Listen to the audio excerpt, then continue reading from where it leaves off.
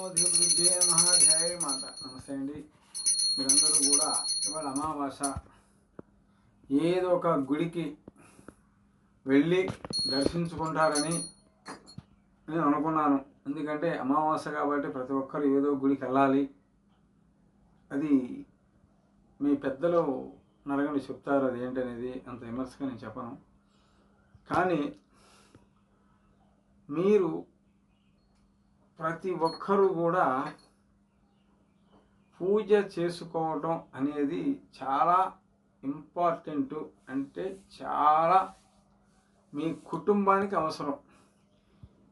మీ ఆరోగ్యానికి, నీవు నడిచే దారికి, నువ్వు చేసే వ్యాపారానికి, పని పాటలందరిలో కూడా నువ్వు ఇంట్లో ఆడవాళ్ళైనా చేయొచ్చు, మగవాళ్ళైనా చేయొచ్చు. పూజ అనేది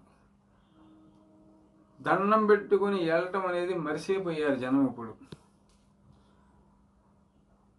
అర్థమైందా? ప్రతి ఒక్కరూ కూడా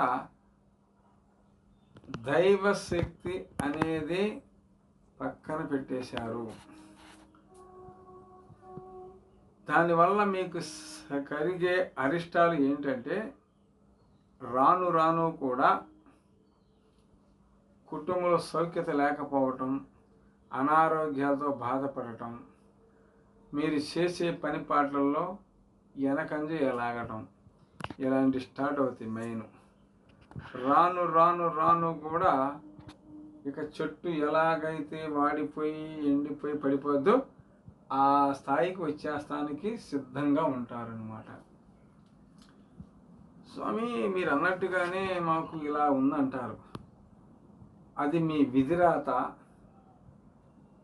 మీకు మధ్యలో దాపరించిన ఒక శక్తి ధనిద్ర దేవత అనేది చూసి మీ పేరు మీద ఏదన్నా గుళ్ళల్లో శాంతులు చేయించుకోవడం కానీ, ఏదైనా గుడికి వెళ్ళి రావడం కానీ, ఒక దేవాలయంకి వెళ్ళి నిద్ర చేయడం కానీ అలా చేశారనుకోండి, కొన్ని దరిద్రాలను మీ వంతు మీరు పారదోలుకోవడం అయింది. అలాగే ప్రతి ఒక్కరు కూడా నేను చెప్పేది ఏంటంటే పదే చూడండి, నాకు లైక్ కొట్టమని చెప్పలేదు కానీ నలుగురు ముగ్గురు ఏదో అట్ట చూస్తున్నారు.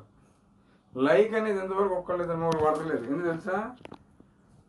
వేరే వాటికైతే కొడతారు కానీ ఇలా భూప్రపంచం మీద మంచి చేసుకోండి అయ్యా అమ్మ అని చెప్పేవాడికి ఎవడు లైక్ కొట్టడో. అదే కానీ మేమే రేపు మాలాంటి పూజారులే, సిద్ధాంతులే ముందు మీ భవిష్యత్తుకి అడ్డం పడేది మేమే. అర్థమైందా? అది ఒకటి గుర్తుంచుకోండి. ప్రతి ఒక్కరు కూడా నా వీడియో షేర్ చేయండి, లైక్ చేయండి. జై నాకు వీడియో విషయంలో ధన్యవాదాలు అండి. నా వీడియో ఇలా ప్రపంచానికి అందజేస్తున్నందుకు మీ ఛానల్ ఇంకా పైగా కోరుకున్నాను. జై నాకు.